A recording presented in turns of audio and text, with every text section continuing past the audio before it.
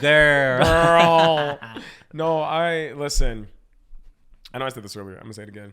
I was thinking through stories and I thought of one that has like got me a little emotional. I'm so excited. I've seen Stacey cry like 2 times in my life. I'm not going to cry, maybe. Oh my gosh. I'll try. I'm gonna make you dig through the layers of all those emotions in the story until we get to tears. I know. I feel like whatever. I don't know.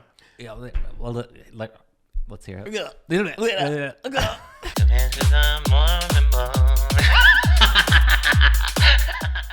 Welcome to Confessions of Mormon Boys. We used to be Mormon. And we used to be boys. And now we're gay. And poor.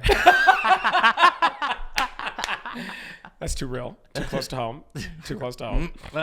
We were talking recently just barely about like, we're getting a lot of like haters and stuff. Well, not a lot of haters, but we're getting like pushback. I don't know if I'd say haters per se, but I haven't read all the comments. Let's be honest. We knew we would upset some people, and we're not trying to, but speak for yourself. I'm just kidding. A hater is just a lover who is not being honest with themselves. Yeah, but it's like we are, and this is I think a part of like being authentic to yourself and your experience is that not everybody's going to be comfortable with that, and some are going to vocalize that. Yeah, and it's not like we're not open to like feedback or criticism. Yeah. We're both, I feel like, pretty good at that, honestly. Yeah, but it is just like, okay, well, maybe we're just going to be on different pages and maybe, skip this episode. Yeah. And that's like so okay with me. I learned years ago that, just growing up black in like a very Mormon white space, that people are going to be unhappy with me for reasons and things I can't control. And you know what? Like, you just gotta like let them do their thing and you gotta do you. When I came out, people were really upset with me. When I started dating, people were really upset with me. Yeah. Criticisms. I got a lot of angry messages. Yeah. And so us like wearing our missionary name tags that we worn for 2 years and that we actually like are quite fond of, and people giving us criticism, it's like, I appreciate your thoughts, but also to the left. For me, it's just, I'm not going to have a very productive conversation with a stranger in like an Instagram reel feed. And it's not like you can't bring up your opinion. And if it's respectful, we appreciate that.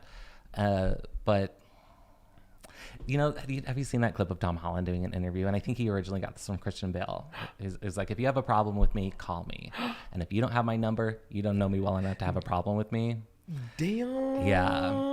And I think that's really good. Yeah. And I think part of our journey, and I guess I don't want to speak for you too much, but like in order to come out in a highly conservative Christian community, we had to be willing to lose friendships. We had to be willing to lose respect of the community. Like we're not new to adversity and pushback. And that does not scare us, brother. Yeah. We're like preaching to the choir. Yeah, I know. It's like, thank you for all the support, everyone who's supporting. And if we're making you uncomfortable, maybe you figure out why that's making you uncomfortable and just own it. Yeah, we had a lovely comment from some lady that was like, I watched your 5-minute video and the whole time I was so mad. I was like, Mama, learn to scroll. I know. That pointer finger will do wonders. You just flick that up your little thing. But poor Gertrude watched the whole thing. Yeah. And I was like, thank you for the view. Yeah. Oh, man. Anyway. It's not easy being gay. It's just, or it's just like not in this community or in like this country. I once saw this like article from a psychologist who's gay, comes from a very queer friendly family in Oregon. And he gets a knock on his door in the middle of the night and it's like raining outside and he opens the door and it's his nephew. Who's in tears, and he's like, oh my gosh, what's wrong? Come in. And he's like, I'm gay. And he's in shambles. And he was like, wait, we have like the chillest family. Like, how is this hard? And it just was a moment for him to sit with the fact that like, it's bigger than just your family and your friends. It's like your culture, your community, your state, your country. Like this all creates like pressure. Yeah. So yeah. Not easy. Oh, that's kind of a good segue into one of the stories I prepared. Ooh. We want to do yours first. No, we want to dive into your emotions. We don't want you to put up any walls between now and then. Do you think I'm pretty guarded? I don't know if you're, well, Ooh. I think we've talked about this. Get me. roast me. I think you're so open until you get to the juicy center. And then it's like a fortress. And like sometimes you let things out or let people in, but I think that core is kind of well guarded. Mm-hmm. And I think you've opened up over time. It's not easy. Yeah, it's not. Just the idea of what I've had to come to terms with in the last couple of years. I've done all this work to try to unravel what vulnerability looks like and feels like. And for me, vulnerability feels like being weak. And I am naturally so averse to that. Yeah. So I'm like, oh, I think in the past I'd be like, oh, Stace, like, suck it up, handle this, you got it. And I'm learning that, like, no. That, like, reflex you have is you walling people off. Yeah. You gotta, like, lean into the feeling of being weak. Like, let yourself be exposed. Yeah. And so I've kind of been working on that. You have. And you definitely You think opened so? up more. Yeah, so do it right now. No. Okay, my story. This is crazy. I was thinking about this earlier, and I was getting like the feelings of like vulnerability and like weakness and embarrassment because it's a real story, obviously, like they all are. Yeah. But it's like dealing with real people, and I'm going to try not to use names. And people in my life who listen to this might be able to identify the person. So I'm going to really try to make sure I'm telling it from my perspective. I'm not putting words in mouths. But anyways. Will I know who you're talking about? I hope not. Oh. You might have like met them, but you probably don't know them. Oh, okay. You probably won't remember them. Okay. But I'm going to try to figure it out while you're talking. Yeah. yeah, do that. I want you just randomly I'm going to be crying and to be like, it was Colby. So I'm incredibly closeted, incredibly Mormon. I go to BYU for my freshman year, and immediately I am suspecting that like everyone's gay. Oh. And part of it is that the culture of like masculinity in Utah and how it's viewed is so different than it was in Texas. Ooh. So like people cry a lot. Guys cry, and they're like way more touchy-feely. Yeah. Did you find like Utahns are a bit more like metrosexual? Yeah, it feels like a more gentler approach to masculinity. And I feel like it's stereotypical masculine, like, what does it mean to be a boy? Yeah. And it's different in all sorts of communities, but in Utah I felt like it was like it was a softer approach, where in Texas, if I would have seen that, we would have been like, oh, you're gay, which is the last thing I wanted people to identify with me. Yeah. But I come to Utah and I'm like, all of a sudden, like everyone's like hugging and holding each other. Like men are like hugging and like crying and being sweet. And I was like, what is this? Like, is everyone gay? Yeah. It was just a different approach to masculinity. Well, skip years ahead, I go on my mission, I come home. And, I had friends and stuff, but I hadn't felt like I'd like quite found my tribe. And so I enter this apartment complex, and immediately everyone is so like, I feel like I moved into an apartment complex of people on my same page. Everyone's super playful, kind of goofy, kind of fun. Everyone's really nice. Yeah. Anyways, I move into it, and it's all these like really handsome, successful, smart men. A dream. I was like, God loves me. But I'm super closeted, right? Yeah. Like I was so closeted to myself. Like I feel like we kind of treated sexuality, at least I did, like a corpse. And the way you handle a corpse is by burning it into cinders or burying it very, very deep. And then nature takes care of the rest, right? Your sexuality? Yeah, when it came to being like gay, I guess. Okay. I should say being gay, maybe not being straight. So you bury it, you get rid of it, it goes away. Yeah. And I was really good at burying it. So I ironically, you just calling me out in the beginning of this. So I put that little gay corpse 6 feet underground. Anyways, I have this like really handsome group, like house of men, and they're all really great and friendly, and they're all really touchy-feely.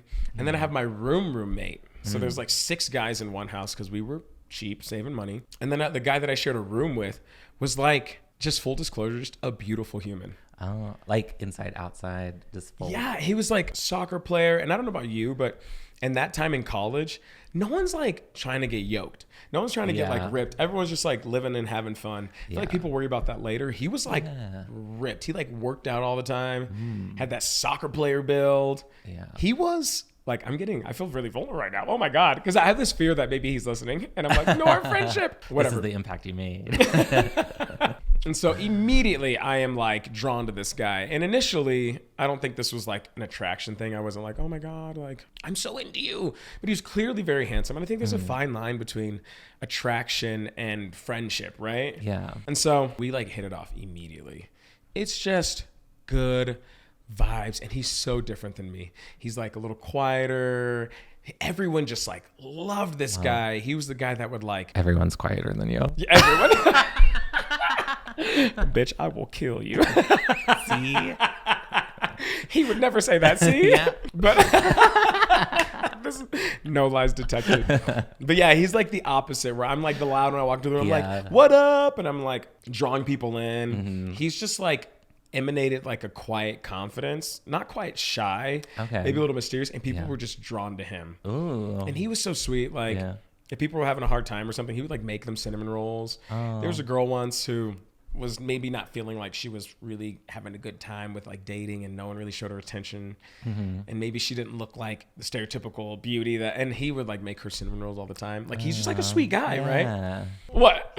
That sounds so gay already. Him? Yeah. He definitely embodied like a more gentler masculinity. Yeah. Like the girls he dated, they like pursued him.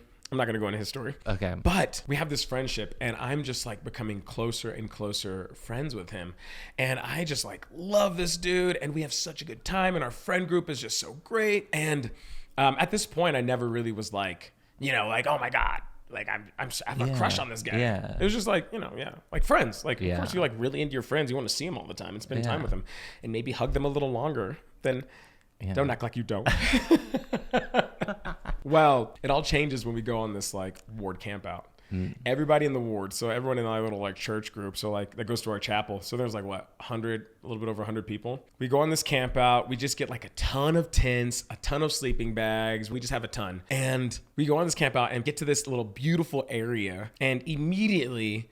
me and my buddy are just like, we're playing like frisbee. We're just out and about. We played so long that like by the time we were like done, it was like different teams we were playing with. Oh, and at one point, everyone else. Yeah. We were just having fun. Yeah. We were on good vibes. So at one point we realized, it's getting kind of late. We played for hours. And we like look around and the sun's going down. All these tents are set up and we're like, we should probably get a tent set up. And so we go to the section where the tents are and there's no tents. We were like, oh crap. We look at the time and it's way later than we thought. People are like getting ready to sleep and we're just finishing, like just having like just the most fun out in adventure. So we're like, that's okay. It's like what, spring in Utah, which gets a little cool, but it wasn't supposed to rain. So we're like, we'll just get the sleeping bags. We go to the sleeping bags. There are no sleeping bags. We were like, oh crap, we squandered our time away. Oh, this sounds like an exact plot point from a romance novel. Okay. Like forced, like. Have I told you the story? I don't think so, because I don't know who you're talking about. Okay. And I'm sad about this, so I'm going to ask more, whether or not on camera. I'm so nervous about this. Oh my gosh. I just hope this clip doesn't like go viral or something, and all of a sudden everyone who's ever known me and this person are like reaching out. Oh my gosh. They're sleuthing. Yeah. Do it right now. Sleuth. No. So no sleeping bags, no tents. And we're like, crap, what do we do? And we can already feel the temperature starting to get a little cooler. And it's a desert in Utah. So like it's going to get a little cool at night. Yeah. And we like scrounge around and like fallen behind the table was this one moth-eaten, rickety-rackety sleeping bag from 1920. It was some Great Depression sleeping bag. Oh, man. Thin, barely counts as a blanket, whatever. Yeah. And he's just like, well, I guess we should share it. And I feel like this little like flutter, but I'm like, oh yeah, whatever. Maybe I'm not as comfortable like cuddling with dudes like other guys might be. Yeah. But I'm like, it makes sense. Like we're in a dire situation. Yeah. But I like feel my heart rate like. And then you got naked to stay warm. Because we were drenched in sweat. The snow. Welcome to Heated Rivalry Part 2. No, so we get a sleeping bag and there's like no space, so we have to go like a little away from like all the tents. And so it's just like us. And we like get on the ground and we're like laying there and it starts getting cooler. And so we like pull the sleeping bag over us and it's not much. It's just ground and us. It gets a little cooler and all of a sudden he scoots closer to me. I'm Big Spoon. I assume he's taller than you are. Oh, who's not? That's called jetpacking. Yoda backpacking. Yeah. He scoots close and immediately like my heart rate's like it'd been holding off. Ooh, yeah. And I'm experiencing for the first time in my life an electricity like I've never experienced. That little corpse that's been buried 6 feet under might be a little zombie. I'm feeling some rustlings. I'm feeling some rumblings. And I like do what I do. I go through my practice and like lock it down. Think of like my dying grandma or like a puppy that's been hit by a car, whatever I can do to like kill the vibe. That would definitely kill the vibe for me. See? Yeah. Didn't work. Immediately have a boner. That aroused you?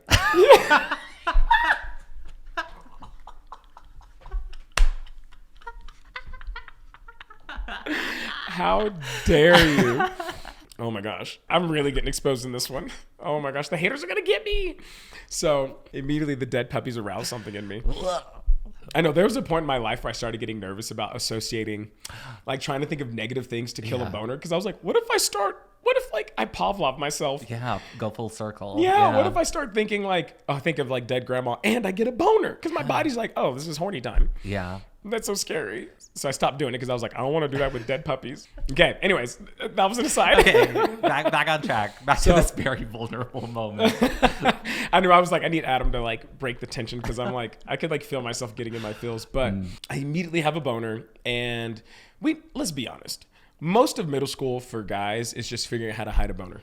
Yeah. And it's not like purely sexual. Like I could be on a school bus and hit a bump and all of a sudden I have to go into emergency hide boner. You know what I mean? Yeah. It's a slight breeze is all it takes. And so this wasn't tough to just like do a little side swipe, put it where it needs to be, which was perfect timing because it's getting colder and he scoots in even closer. My chest is against his back. My thighs are against his glutes. I was just nervous. I was like terrified because I'm like experiencing this electricity and I want nothing more than to like get lost in this moment. And then at the same time, I want nothing more than to like fight this terrifying rumbling I'm feeling 6 feet under. Yeah. And all I end up doing is tilting my hips back away. Just booty touch away so the boner is not touching anyone. Yeah. There's a little gap. I'm pretty sure he could have felt my heart racing against his back because I was electrified. I mean, do you remember the first time that you felt something that came close to being able to like express your sexuality? Yeah. That's how it was. I was just like on fire and alive and then confused and scared, but I wanted more, but I wanted less. And I was like paralyzed. I start sweating and I feel him like breathing deeply. And I'm like, oh, I think he's asleep. And all of a sudden he reaches back because my hand's like on my side and he grabs my arm and he like pulls it across his body. Like if I would have died in that moment, I would have been like, I got everything I wanted from life. Like even now as I tell it, it feels really vulnerable, but it was like so like life affirming. Yeah. And it felt so like magical and scary. It's like your first time cliff jumping where you've seen other people do it. And you're like, I know I'm going to be okay, but you're still like your adrenaline's like full send. Yeah. And I was so nervous. He pulled my arm across him that I didn't even like grab him because I was like, oh my God, what if he's awake? What if he's awake and just wants us to be warmer and doesn't want that attention? But what if he's awake and is also feeling all these feelings? Yeah. And then I was like, what if he's asleep? And that was like a reflex. Oh. Like you'd grab a blanket and he doesn't consent to being held gently by someone who just wants to experience and express love. Yeah. And so I had my hands just frozen there like a little chicken claw, not quite grabbing him. The night progresses, hours go by. I am wide awake the whole time. Oh man. You know, like as a kid, when you're a kid and you think of like, when you first start experiencing attraction, something that's sexy and like intimate is just like holding hands. You know what I mean? Oh yeah. You're like, I just want to kiss her on the cheek or him on the cheek. That was like me experiencing sexual intimacy for the first time with someone who may or may not have been asleep and may or may not have wanted it. Yeah. And I wasn't getting ready to ask, but the sun eventually rises and I'm still wide awake. And someone had a dog there that like ran over to us and like kind of was like jumping around. I still had a boner. I had a boner the whole night. If it lasts for more than 4 hours, I should have gone straight to the hospital. Straight to the hospital. Sorry. Gay to the hospital. There's a picture of me in that moment when the dog like wakes us up and I am beaming. I'm so happy. I'm like smiling. It's like first thing in the morning and I'm just like high on life. And like, we pack up, we go home. It was like all of a sudden I am looking at him differently. I want to pull him aside and be like, what are we? But I'm also deathly afraid of being bad, of being discovered for being gay. But it was like, great. We still stayed friends. We were so close.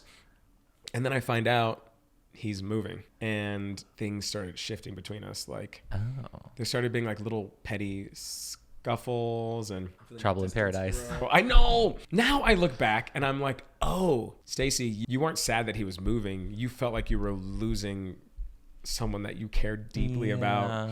And the time I didn't realize it, I was just like, oh, he's getting on my nerves. I'm getting tired of him. And so as it gets closer up to his moving day, it just started building. The tension was getting more and more. We stopped hanging out as much. There was more like looks and distance from each other. I could just feel the tension. And on moving day, the dam just like burst. He gets mad. I get mad. Next thing I know, we're in each other's faces. And he's like, what do you mean you're not going to I can't remember what we fought about.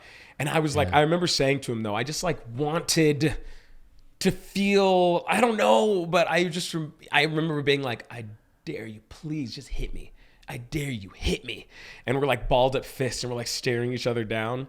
And I feel like maybe we were on the precipice of like some breakthrough or breakdown. And he just like steps back and he looks really like hurt. And then I kind of never saw him again.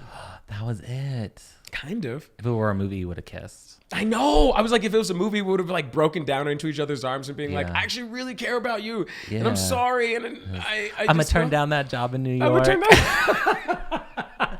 down. Yeah. And even now as I'm saying it, I'm feeling kind of emotional about it. I didn't see him for years and I moved on. And then he reached out in a couple of years. I get a letter. Years later. Maybe it was like years later. I get a letter from him. Oh, old school. And he's like, yeah, a handwritten letter. Intimate. Don't do this to me. Don't do that to my heart. Do you remember that back in the day though, when we were like, maybe it was the closeted where if like a dude showed us attention, we were like, are we in love? Like were you never like that?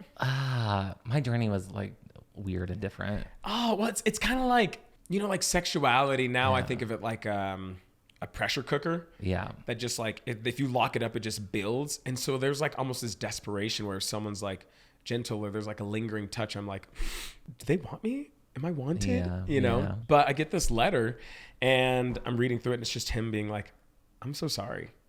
I'm so sorry. I hate the note we left off on. And I'm clutching it like a woman reading a letter from her man who's in the Civil War or something. I'm like, like I'm at a desk in a large dress made of the drapes, just, but it was like super mature. And what he says in the letter, which really I thought was really impressive. He's like, I'm so glad that you called me out because it helped me sit with some character traits I had and things I wanted to change. He was like, you're always such a great example of caring for others, of reaching out to others. And the truth of the matter is, I was feeling like my friends wanted to be around you more than they wanted to be around me. Oh. And I started to resent that. Oh. And I started to pull away. And by the time I realized where the issue was, it felt like it was too far gone. Huh. I know. And I mean, you are really fun though. Oh my God. Dude, do you feel like that sometimes too? That my friends want to hang out with you? Yeah. What friends?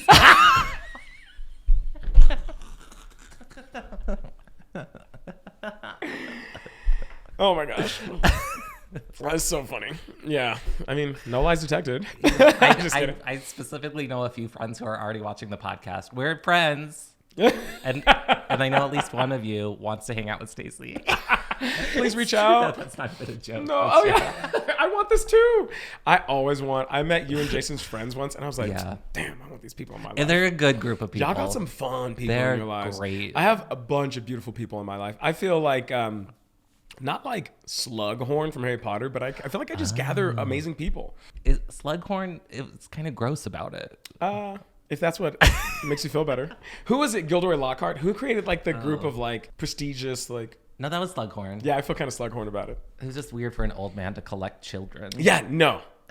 First off, not in the gross way, but I just feel like I feel like I've gathered like quality humans in my life. Yeah. Anyways, I was very touched. Yeah. And he didn't like confess his love or anything. In fact, I found out later after I read that letter that he got married. And to a woman. Okay. Just wanted to check. To a woman. He's one of the one of the hardest working people I know. I'm a crazy big fan of him and just like his success. But I'm really bad at writing letters and not being too busy. And so I never responded, or I thought I didn't, until I went through my email today and I found like an email I wrote back to him. Should I read it? Is it just like, okay, thanks? Is that boring? Should I do? No, I want to hear it. I know. I feel like the story's less funny and more like. That's okay. I'll still make fun of you. Okay, you promise? Yeah. Okay. Because that's what friends do. I'm gonna read it. Maybe I'll edit it down. Oh my God, I hope I don't say his name. I hope you're doing good, man. I was recently doing some deep cleaning and found that letter you wrote me like 7 months ago, and I realized that I never responded. That was probably one of the most mature things I've ever seen, and I was incredibly impressed with your honesty and sincerity. Thank you so much for that. Now, I know you probably don't even remember what I'm talking about because it was so long ago and you've evolved as a human being and stuff, but I feel like I should for sure let you know I totally forgive you, broski. I had to throw in the broski just to be like, we're straight. Yeah. This is not romantic. Yeah, no homo. No homo. In fact, I owe you a buttload of apologies. It takes 2 to tango. And then I was like, but if. Oh no, not a buttload. Sorry, I'm ruining the mood. No, I need this. It's helping me keep my walls up. I'm just kidding. In fact, I owe you a buttload of apologies. It takes 2 to tango, and I was definitely doing my fair share. I could for sure tell there was a time when it seemed distance was growing between us, and instead of talking to you about it like a big boy, I definitely grew petty and, I'll admit it, bitter. Bro, I've always respected your incredible drive, as well as how easy it was to friggin' love you. You'd work... Oof, I'll skip some of those. Those are too specific. I just talk about how hard he worked and things I admire. Sexy ass, nice calves, gleaming eyes. People are going to hear it and be like, oh, I know who he's talking about. When it seemed like our friendship started going south, I was honestly feeling like I was losing a good friend. It hurt. At first, I was confused and figured I was just annoying you, so I tried to give you some space, thinking we were just around each other too much. After things kept getting worse, I think I knew what the root of the issue was, and it pissed me off. I felt like you were the total package and had no reason to feel threatened by frumpy me. I retaliated like a child, which also pisses me off. I should have been a better friend and talked to you, or at least not been a catalyst to the tension. Not only am I sorry for my behavior, but your last day at the apartment as well. I might have superficially made the fight about moving out and leaving stuff behind, but it was really about me feeling so angry and hurt and trying to find a way to hurt you. I was a douche, a big saggy douche. Oh. Yeah. Well, terrible. I guess you could say that about yourself. I wanted to write you back so bad, but I was never good at writing. Once on my mission, my mom called my mission president because I wasn't writing her any letters, like my own mother. I also wanted to talk to you face to face, but it never seemed to work out. I'm sorry for being a crusty human being, dude. Thank you tons for that letter and the courage it took to write that. I'm so sorry for any stress I caused in not receiving a response for years. It seriously brought tears to my eyes. It's not often someone is that vulnerable and sincere. You're a legit example. Yeah. Anyways, know that the past is water under the bridge. I hope you can find it in your heart to forgive me because I'm no way under the illusion that it was all your fault. If you're ever around, let me treat you to lunch. We can reminisce about the good times. Also, congrats on your marriage. I know success will come your way no matter what you do. I love you, man, and wish you the best. Hugs and kisses. Hugs and kisses? Yeah. Do you think he knew? I'm just kidding. He knew that night in the sleeping bag. Oh my gosh. I have wondered. Yeah. I've wondered. And this is dangerous territory because I know that I was so desperate to experience love. I was like kind of looking for signs that may not have been there. I just thought that was a really sweet ending to this saga. And it made me realize that like, while I treated sexuality like a corpse to be buried and to be forgotten and decomposed on its own, what it really is like a seed. And instead of just being buried, it just grew. Yeah. It just grew. And while it felt like rumblings and shifting earth and it scared me because I was like the zombie, now it feels like this beautiful little like tree that I might have buried deep but like still grew. Oh. Yeah, and there were a lot of like processes. You have a joke. I could see it in your eyes. I was actually just trying to think of a way to make fun of you and all the plants, and of course you're using a seed metaphor. Yeah. Like Elder Uchtdorf in his airplanes. Yeah, it's like, of course he's going to talk about this is your go-to. Okay, this guy, his plants. Someone commented and they were like, oh my gosh, you have so many plants. And I was like, girl, you don't even know. Tip of the iceberg. How many do you have? 80, 90? Over 100. But they're classy. Some of them, except Patricia. She's crusty in the bitch. Shit. Patricia. Ugh. Anyways, that was a long story, but... Yeah, it was sweet though. That's my story. It feels like such an intersection to me of like being Mormon and gay. Yeah. Of being like the warring of these worlds inside of me. And like, it's kind of cool to be able to see this saga play out over years. And even though it takes something beautiful away from it, I think my friend now has like beautiful children and he's very happy and successful. And I couldn't want anything less for him. Yeah. Yeah. You know? Yeah. I think it's interesting as we get older, but also like with being gay, some people have a real problem with it and that really sticks with us. Yeah. But then sometimes over time they come back around and, you know, mend things. Yeah. And it's You mean like people who are also gay or people who are just antagonistic? just people who are antagonistic. I think I can think of one specific friend who we went on a trip to LA together. You were there. I don't know if you remember this, but we went and saw the Groundlings show, and they did a sketch where they were playing One Direction, and in all the musical breaks, they just start making out with each other. That was such a good show. Yeah, but one of our friends walked out on it because they were all men. Yeah. I was there? I think so. Yeah. Yeah. You have to tell me off camera. Huh? I will. Okay. And I remember at the time, like, oh, man, he's really upset. And I guess he's just so offended by this. And you kind of, as a closeted person, you just file away that information. Oh, yeah. We notice everything that makes someone not safe. Yeah. And then recently before my wedding, he reached out to me and was just like, hey, I'm so happy for you. Congratulations. This is amazing. I wish you all the best. And like, I don't know if he probably never knew that I filed away that information. Oh, I probably know who it is. You probably do. Yeah. Yeah. Wow. And it was nice to be like, oh, okay, yes, this is why you try not to burn bridges. Is just let people develop in their own time. And that's tricky because there's like a balance too between letting people develop in their own time and respecting their process, but also holding boundaries and navigating yourself in a way that isn't like an unsafe environment. Yeah. Absolutely. Which is different because it's not like you were like probably seeing this person all the time. No. Well, that's really sweet of them to do that. Yeah. And did you even think about it? Did you still remember that moment? Oh, I do, very clearly. Interesting. Yeah, it kind of ruined the moment of the show for me. Because really? I'm like, oh, man kissing. Because you were like having a good time, huh? Yeah. You're probably getting your little oats, probably doing your little hiding exercise. Well, I don't remember that. I do. You were shifting a lot. And you don't remember the show? You were watching me the whole time? I was like, what's Adam doing? I was like, I got him. I did sometimes watch people. I didn't do this too in that show, but I would watch people who I suspected were queer to see how they would like act and perform. Oh. I remember once being at Buffalo Wild Wings with a group of friends in Texas. And the cheerleaders came on, like it was in the middle of a game. Yeah. And one of my friends, who was a little sweeter on the side, he immediately goes, oh, hubba. And I was like, got him. Gay. I was trying like, too hard. I was like, that's some Barney Rubble shit. Like, who says hubba? He's married to a woman and very happy also, I think. I mean, I don't keep up with them. Yeah. But I was like, just obviously, I think I was just like, you know. He could be a Kinsey.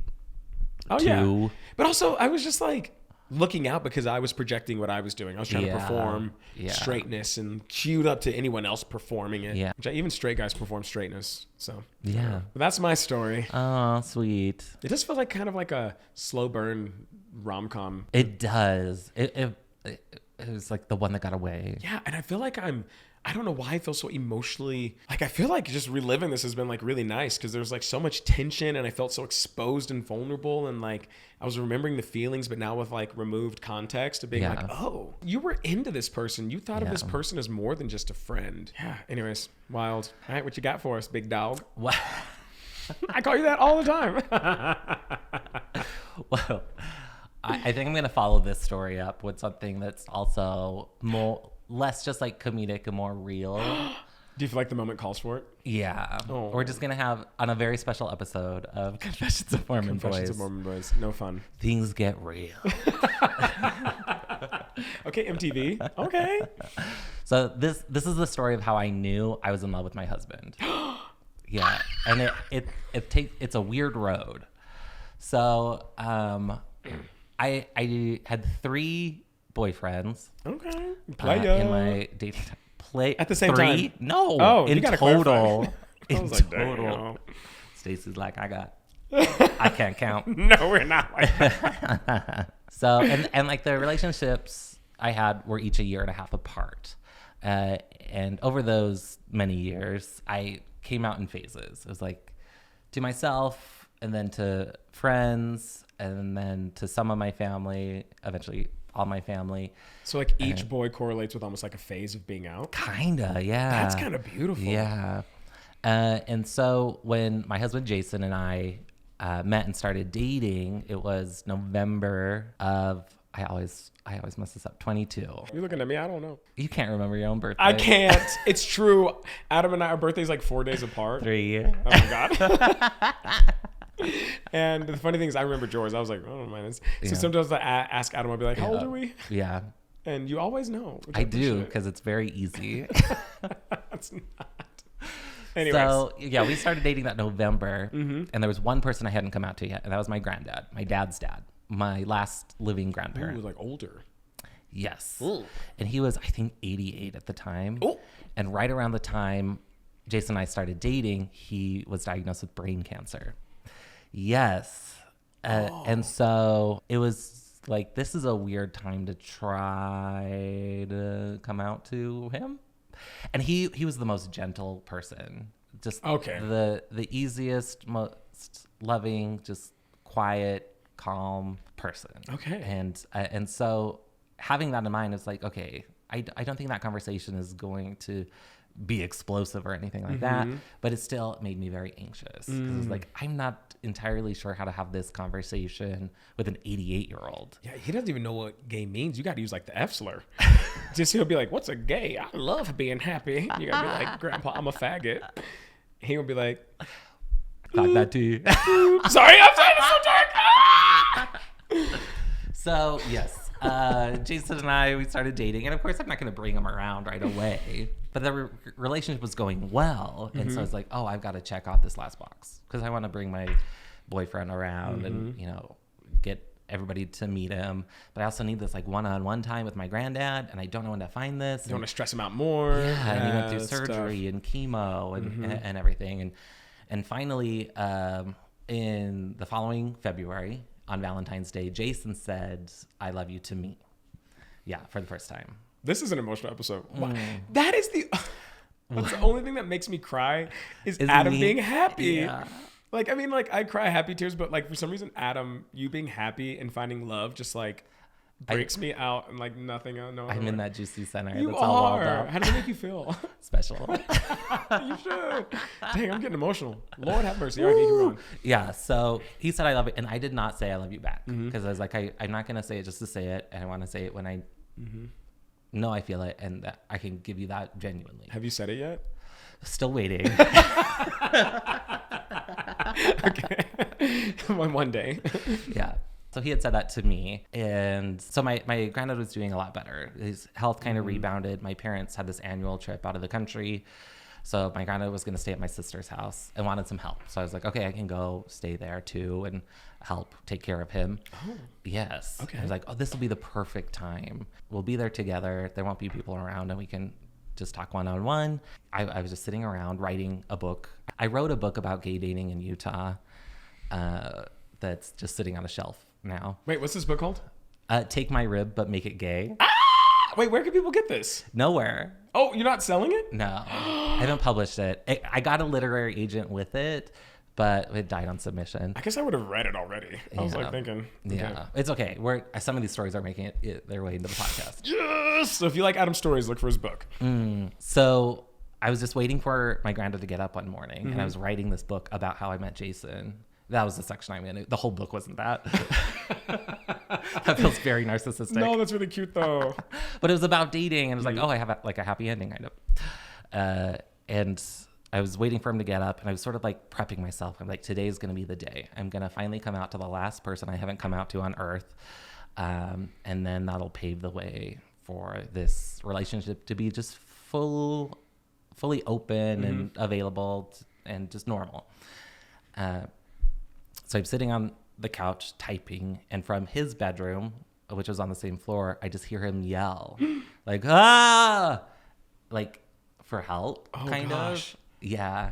And so I run into his bedroom, and he's on the bed on his side having a seizure. Oh, my gosh. Yeah. So my sister comes running too, and I was like, called 911. The operator tells us, like, okay, you need to get him on his side. Keep him okay. We'll send the EMTs right away.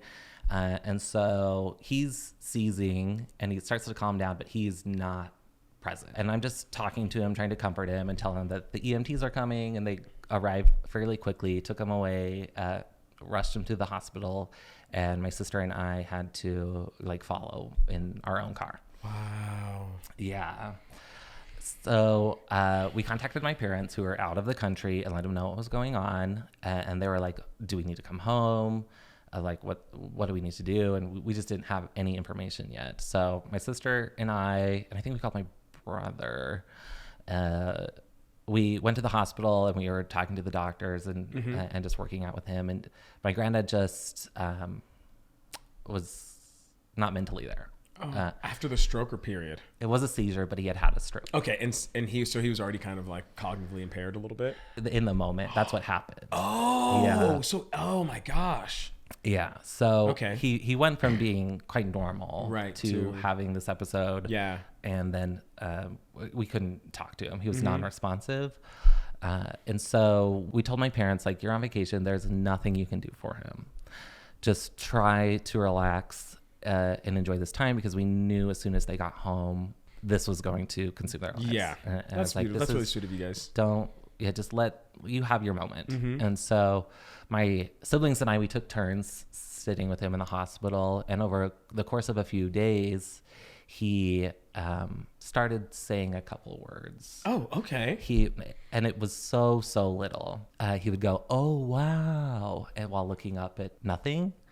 This is one of those moments that it was just like, this is about these stories where you hear people who are about to die. They start having like experiences of people or things from the other side. It's like preparation. It definitely felt like that. It like felt more than just like Grandpa's hallucinating. It felt like meaningful and like special. Yeah. And at one point he just yelled out, "I'm Mormon." Oh. Yeah. It was just like, we couldn't tell what was going on in his head. Who do you think he was talking to? Who's to say? Like one of the popes or something? He's like, you're in the wrong. This is different heaven. Just some record keeper at the gates. There are no gates. Yeah.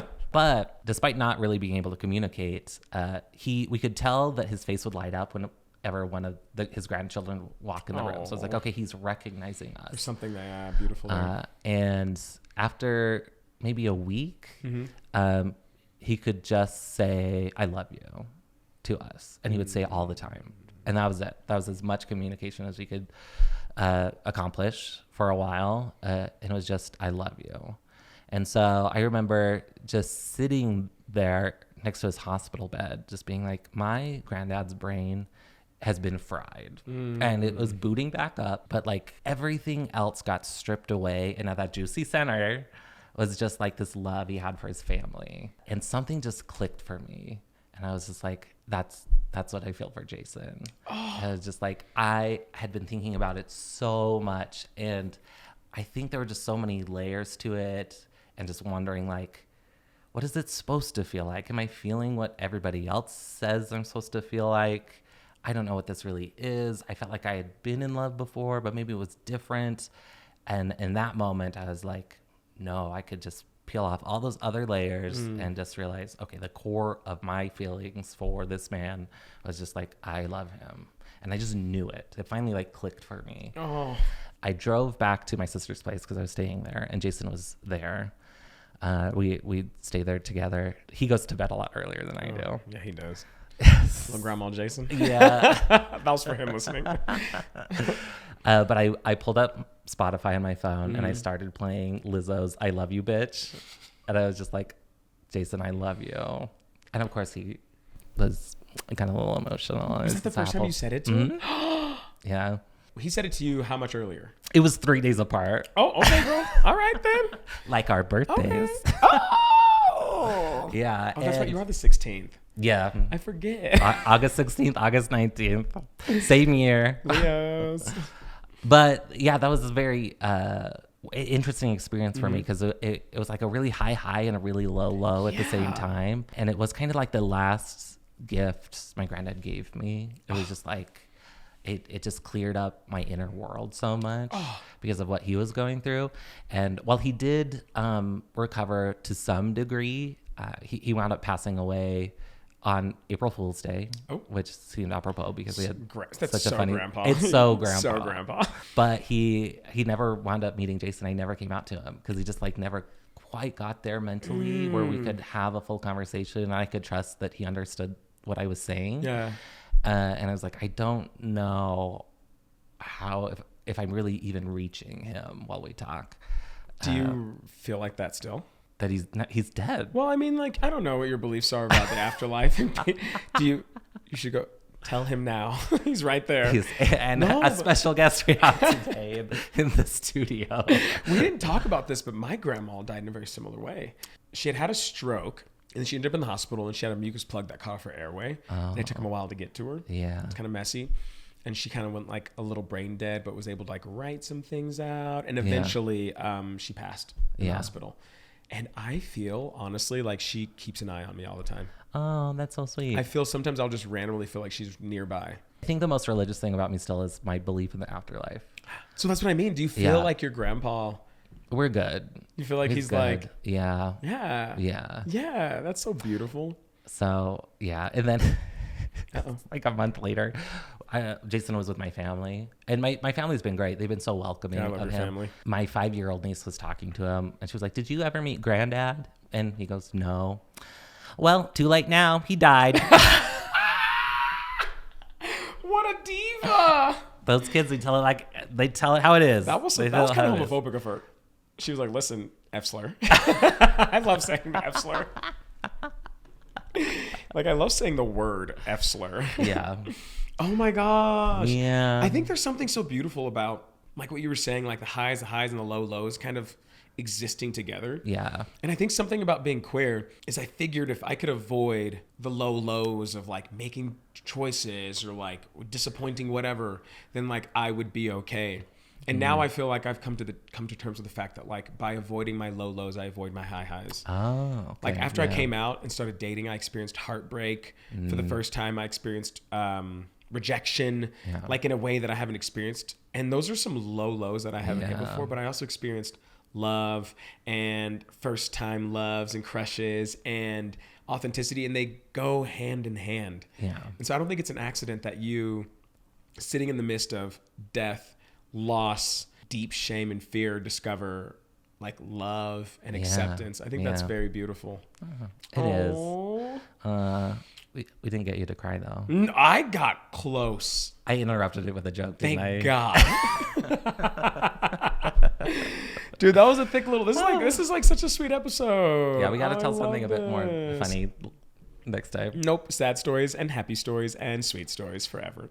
Thank you so much for joining us on this episode of Confessions of Mormon Boys. Boys.